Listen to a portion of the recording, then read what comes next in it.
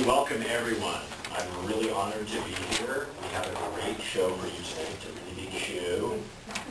I love our library and I love our friends group that does so much to contribute to a healthy facility here.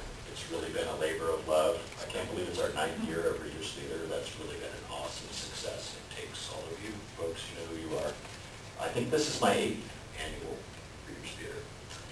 And I've come a long way, and I do want to thank my directors down the road at Pegasus for helping me grow and helping me be able to direct thespians. Good gosh, it's a lot. I wore out some pencils on this thing, I'll tell you. I'm really, really happy that we present local authors. We'll be doing that next month as well under Bruce's tutelage.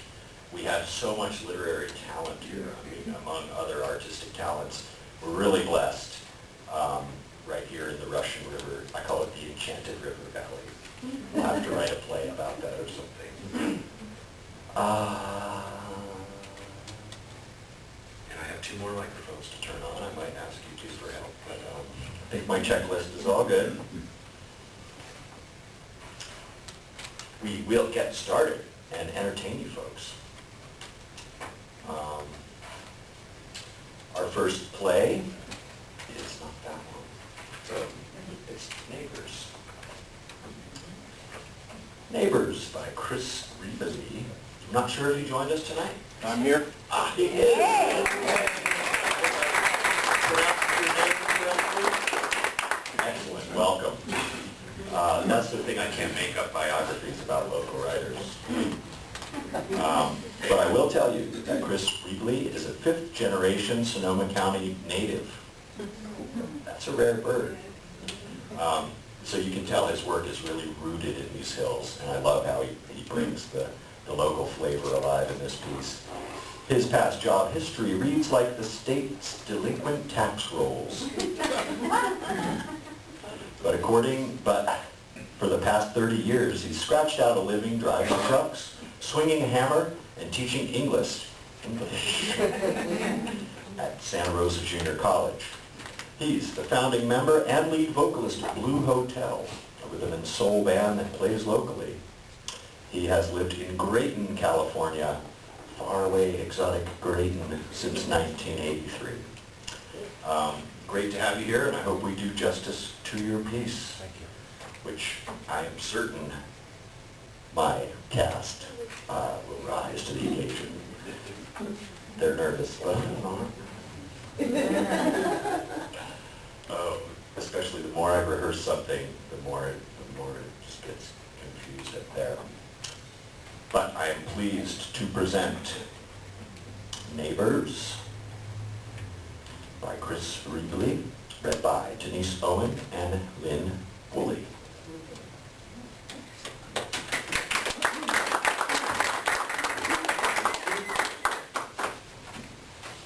Curtain. It's serious this time. Tell me, not on the phone. Come on up. I'll put on a fresh pot of coffee. You look terrible. Thanks, I love you too. Mario left this morning. We had a big fight. I'm sorry. Bastard. What happened? More of the same. Fight and argue, fight and argue. It's not like I'm spoiling for a fight either. I'm not. I just want to know what's going on. But we can hardly talk to each other now before something sets him off. Let me pour you some coffee.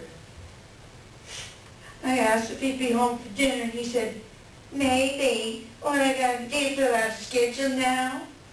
That's all I asked him. And I said, well, how about a definite yes or no? And he said, okay, then no. And then I asked him if he was going to see his girlfriend. That's when he blew up. Started swearing at me, knocked the breakfast dishes off the table, and then he grabbed my arm. Look what he did. Oh, asshole. I'm so sorry, sweetie. Let me get you some ice. You must think I'm some kind of idiot not to know what's going on, I told him. There ain't nothing going on, he said. And I said, bullshit, there ain't nothing going on. I wasn't born yesterday. I know when the phone rings and I answer and whoever calls hangs up. Here, put this ice pack on your arm. I'm falling apart, Dorna. And there's Mother's Club this afternoon. I'm so embarrassed. Here, put this towel on the table. Put your arm on top of it. Oh, you're a saint, Dorna. You really are. Is it Geraldine Sousa you think you see? I know it's Geraldine Sousa, that bitch. I saw her in Antler's Pharmacy last week. You know that guilty look that people get on their faces? Well, it was all over hers. She says, hello. And I said, hello, back when all the time I was wanting to tear out her eyes. When I walked out the door, I was shaking. My whole body was shaking. I couldn't catch my breath. I thought I was going to fall right over on the sidewalk. I kept asking myself, what's going on here, Annalene? When I got back to the car, I just started crying. Right there on Western Street in the middle of the day, in front of God and everyone. Just bawling my eyes out. I know I ain't no prize, but I never cheated on Mario. Much as I wanted to, I never did. You're fine just the way you are, Annalene. You're beautiful. Now, don't go painting the sow bright red. You are beautiful. I got fat. Can't get into any of my old dresses. Don't even try. Well, Mario isn't exactly Jack LaLanne. Besides, it doesn't give him the right to treat you that way. Well, it's different with men. They don't have to watch themselves the way women do. Their guts can hang over their belts and who gives a shit. But if we put on a few pounds, look out. It's like we're always on parade, like cattle at the fair. Somebody's always judging us. How are you and Irv doing? Well, we're as broke as ever, if that's what you mean. Same old story. I didn't like the idea of going into the dairy business from the start. You know that. I told her it jinxed us, that it's been bad luck ever since. Of course, Irv thinks I'm beating him over the head because of it. Maybe I am. But it's what he wanted to do. I guess he had to prove something, too. What do you mean? Irv's naive, a real dreamer, stuck back in the 30s or something. I can't figure it out. The whole time, too, his in-laws and cousins are up there on the hill, sweet-talking him into buying Katie's herd. A real opportunity, better jump it in, they kept telling him. What a laugh. Why he idolized those people, I'll never know. And all the times, Irv's thinking they got his best interests in mind. And all the time I'm telling him, be careful, Irv. They're bloodsuckers. But do you think he'd listen? I might as well be talking to that wall. All the little guys going belly up. No prices falling. And Irv's got our house in town sold as a down payment. Still, I told him we'd give it a go, and we have. So blame me, too. It's been hand to mouth ever since. Okay, that's business. But what about just the two of you? You know, how's that? He doesn't have a girlfriend, at least I don't think he does. And he's not leaving bruises on my arm. Oh, I'm sorry, sweetie, that's a terrible thing to say. We fight like everyone else, and half the time my stomach's so knotted up I can't eat. When I've had enough, I take the two youngest and we go stay at my mother for a night, maybe two. Then it blows over. Nothing really gets settled, but it blows over, and we're back to square one. I go to my mother and she can't wait for us to leave. The kids drive her crazy. She's got all these knickknacks everywhere, and Joey can't keep his hands off of them. Everything's got to be in its place, and it's hell to pay when it's not.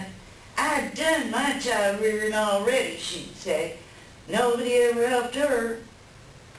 Annalie, if it gets bad enough, you stay with us, okay? The kids can double up, we'll make do, and no one has to know, okay? You're a sweetheart, Dorna. Does Irv ever talk about his feelings? He's pretty tight-lipped. Doesn't like it either when I press him about that stuff. He thinks it's all bullshit. Thinks if he just stayed busy, there wouldn't be all this worrying and wondering who's feeling what, whose toes they're getting stepped on. So what do? I button up too. Carried around just like Herb does. But it's not healthy. It's like I'm pissed off half the time. Herb's tried a couple of times, he's tried. He doesn't like me going around mad any more than I like it. You know, fumble around with an apology. Buy me a box of nylons. A peace offering is what I call it. Truth is, he just wants to be left alone. Just him and his cows and his dog. He loves the kids, but he's happiest when no one's bothering him. He could go on like that forever. The whole world could be caving in. But as long as there were cows to milk and shit to shovel, it wouldn't bother her. Work, work, work. Sometimes I wonder why he ever got married. If it was just to show his cousins he could, that he wasn't a mama's boy. He used to be romantic and quite a dancer. But that's all gone now. He'll talk to anyone he meets and folks will say, what a great guy Irv is. So talkative and funny. And I'll say, yeah, he sure is something, isn't he? Irv is a good guy. I know he is. But what people see and what you see aren't always the same. You want to bring you flowers all the time, is that it? Sweetheart, that might happen in the movies, but it don't happen in real life. Maybe once, twice a year, if you're lucky. But something dries up inside of them. Inside of all of us. Why is that, Annalie? What do you think happens? That's the $64,000 question. They're all romantic when it's new and they want something. And then it isn't new anymore. Or they don't want it as much. Or they think someone else offers them a better deal. It's not just men either. If you're lucky, you keep finding something new that sparks it. Or you're okay with things just as they are. Mostly we get used to each other and try and stick it out. Unless you're Mario Avila, who thinks it's always greener on the other side of the fence. Maybe I'm the dreamer then and not Irv. I just don't want to be someone who slides the dinner plate in front of him every night, does the laundry, cleans the house. I want to be appreciated, thanked. I want to be told that. Is that asking too much? Maybe it is. But look who you're asking. What time does Irv get back? Noon, or just about. He used to eat lunch at the yard. Can't afford it now. You want some toast? A couple of eggs? God, no. My stomach's in knots. What about just kicking Mario out of the house? I can't do that. Why not? He's hardly spending any time there anyway. Just tell him to hit the bricks. With the kids and all? You'd rather they see you fight all the time? What do they think? Well, Joey loves his father. Wants to be just like him. I took him to Southwick to buy shoes last week. He didn't want shoes. He wanted cowboy boots just like his dad's. Had a shit fit until the store, right there in the store until I give in. Mario, I would shoot the bastard. No, Emily, don't do that. Sometimes I think I could without blinking. Pow! You left him before. Leave him again.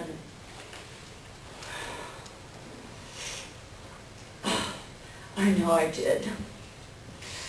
He swore he'd be different, and then I went back. That lying sack of shit. But what could I do? After 2 days that my mom, she wanted us gone. There's no place else for me to go. Besides, I don't want people talking. To hell with what they say. Easy for you to say. What sends Mario off? Everything, nothing. I don't even want to open my mouth around him anymore. He's like a powder keg. It's like he just can't stand the sight of me. I think that's it. I finally asked him, is this all because of your girlfriend, Mario? Is this what this shit's all about? You want me out of the picture, huh? Does she mean that much to you? Is that it? Am I just in the way? I want to know. He denied it, laughed at me. You're so lucky. I grew up with her. Half the women in town were crazy about him. I know I am, but I don't always feel that way. Well, we're funny, you and me. We each got a little what the other one wants. Mario makes good living, and Irv don't beat you. He just never says anything to me anymore about how he feels. Fact is, I don't know how he feels. I just read his expressions, what his body does when he talks or listens. Well, that's men. That'll always be men. I know it's men, but sometimes you want a little clue, a few words. Men and women. I overheard Mario's cousin Lester run under the mouth one day, and he said, Maria, if it wasn't for that little split tail of theirs, man and woman never talk to each other. That's a terrible thing to say. Lester's an asshole. Worse around women than Mario is. And Lester's wife, did God put a stupider, homelier woman on earth? She just lets Lester run on with that foul mouth of his, doesn't say a word. Probably wouldn't know what to say if she could. But what Lester said got me thinking. Maybe it's true. Maybe that's all we're good for. Now don't you go believing that, Annalie. And anytime you do, you come and talk with me. Promise? Promise? Okay, I promise. You need a break from each other. Let Mario spend some time on his own and maybe he'll see he's got his head up his ass. I ain't holding my breath on that one. Besides, what would people think? Let them think what they want. Sure, easy for you to say. Who has to know? Dora Miller, how long have you lived in this town? Not as long as you. There's no secrets in this place, sweetheart. You, of all people, should know that.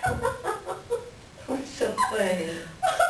I was just thinking of Lester with his pants down around his knees, half his ass hanging out. And the worst breath you ever smelled, like something died in his mouth. And him talking about women that He way. ain't no dreamboat, that's for sure. You know who is, though? Who? The colonial bread man. And, oh God, he reminds me of Earl Flynn. No, Bert Pipes from Beat the Clock. Do you know that? Know him. I buy half of what's on his truck just so he'll stay longer. You want to try our buttercrust bread? It's new. Hell yeah, so I'll try it, stay longer. We'll eat the whole loaf. I've got a surprise for you. A surprise? Irv will kill me for buying it, but I'm bookkeeping 3 days a week now at the hospital, and I thought I deserved a little treat. Something besides the box of nylons Irv always buys me for my birthday, for Christmas, for anything. What is it? Oh, I got it at Hungry Music on Friday. A record? And, after I left work, it's still in the wrapper. Oh, a record? Not just any record. A Frank Sinatra record. Barnett having Frank Sinatra. Let me see. Oh, he looks so sad, all by himself with all those people around him. That's all made up though, isn't it? Frank Sinatra's never alone. I love his songs. They're so sad, but I love them just the same. Dorna? Sorry, dear. I was off somewhere. Me too. What were you thinking of? Oh, nothing really. More coffee? Are you okay? I think so. I just had one of those minutes. Too much thinking. I do that a lot when I'm sad. Do I make you sad talking about my problems? Of course not. I do it to myself. You know, this time together means so much to me. I don't ever want it to change. It won't. Anyway, when I was a little girl, I remember being sad as many times as I remember being happy, sometimes more.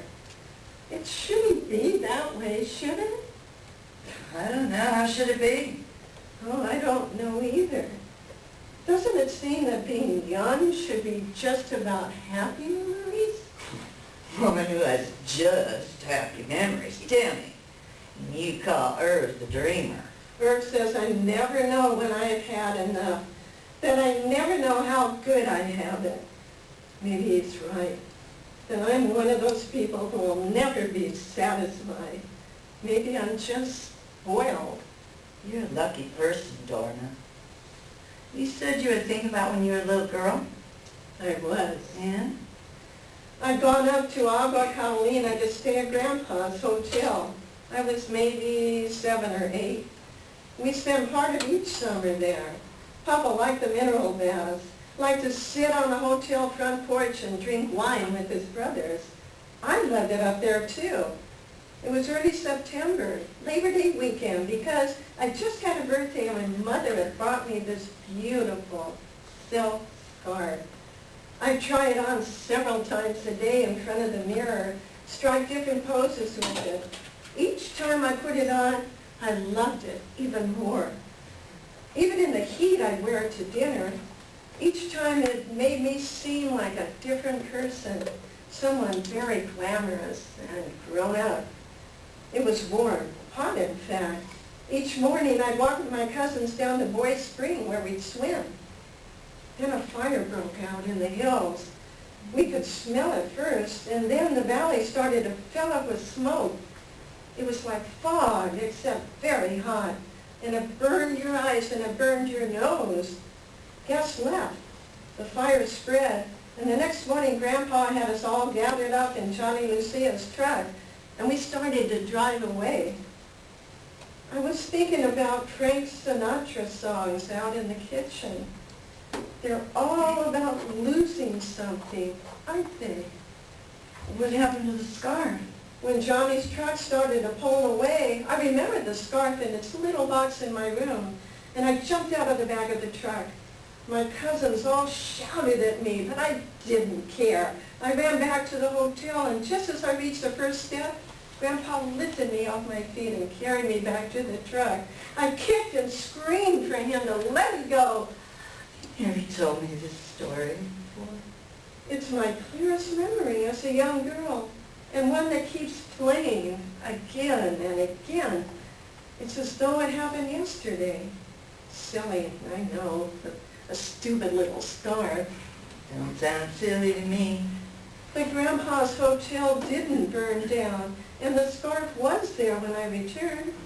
I still think I lost the scarf forever, that it burned up, even though it didn't. It's weird, Donna. I was just imagining what Irv would think if he walked in on us now. I'd be embarrassed, maybe even feel a little foolish. He'd look at me and ask, "What's wrong?" And I wouldn't know how to answer. Well, you can't be working every waking minute, can you? I couldn't tell him what's wrong because I don't really know myself. I'm sad. I have these feelings, and they're not Irv's fault. even though I try to blame him. It's normal. Normal? I think so. What's the term anyway if you take an hour or two to yourself? What do you think he's doing at the stockyards right now? I feel guilty I'm not doing more. That I'm wishing the business would go under just to prove I'm right. It's terrible to feel that way. You work harder than anyone I know, Dorna. I don't feel I match up. But I don't want the same things Irv does, and God's punishing me because of it. Irv says it isn't so bad if you don't think about it, and I ask him, how do you do that? That's when Irv grins a bit, the way he does when he thinks he knows something you don't. Just work hard all the time and the good Lord will provide. Work hard because that's what we're put here to do. No mystery to it. The more you think about it, he said, the more complicated it becomes. But who wants to work all the time? I sure don't. Besides, you can't work all the time. It's impossible. Sooner or later, you gotta stop or fall over dead. What do they say? Stop and smell the goddamn roses.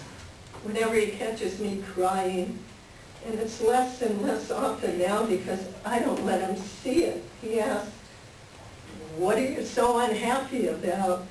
Is life that bad? And I can't tell him why. All the things I've ever thought of saying disappear. And I stand there like an idiot. Maybe I'm afraid to tell him. Or maybe the real reason is I just don't know. We're a pair, aren't we? It's all my fault. What is? You're feeling this way. If I hadn't come up here and told you what I told you, you wouldn't be sad. I don't think it's that simple, Anna Lee. So what do we do now? Laugh or cry? Well, let's laugh. I need to do a load wash. Yeah, I need to go home. You know, you seem much softer, much more relaxed than when you arrived. I do? You do. If you leave Mario, you have a place to stay here, okay? That's a promise. You're the best. Promise me you'll tell me if things get worse. I promise. Cross your heart? Cross my heart. Curtain.